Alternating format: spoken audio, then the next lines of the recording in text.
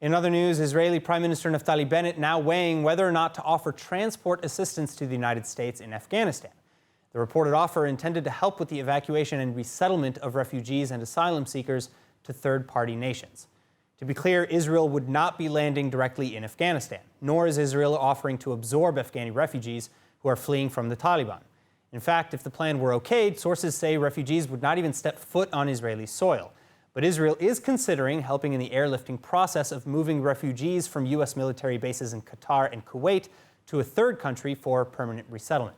And according to anonymous sources, the idea was reportedly initiated as a possible gesture of goodwill from the new Israeli government towards the Biden administration. Still, the idea is not yet set in stone, with one source telling the Times of Israel that, quote, the proposal is still in flux. And a spokesman from the Prime Minister's office even denying that the proposal was even considered at all. That said, if Israel does agree, it wouldn't be the first time Jerusalem helped in such a crisis. But whatever the case, officials had better decide fast. Hundreds of Americans and thousands of Afghans are still stuck in the country, with the deadline for evacuation just 24 hours away. And Islamist groups like the Taliban and ISIS are rapidly increasing their violent terror. The most recent attacks including suicide bombings and rockets targeting U.S. troops and Kabul airport.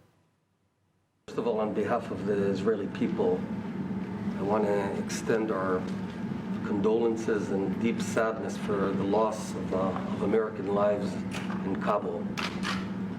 The American service members lost their lives while on a mission to save other people's lives. And that's the very definition of courage and sacrifice. May they rest in peace. Especially on this day, I want to be crystal clear. Israel always stands together with the United States of America, unequivocally.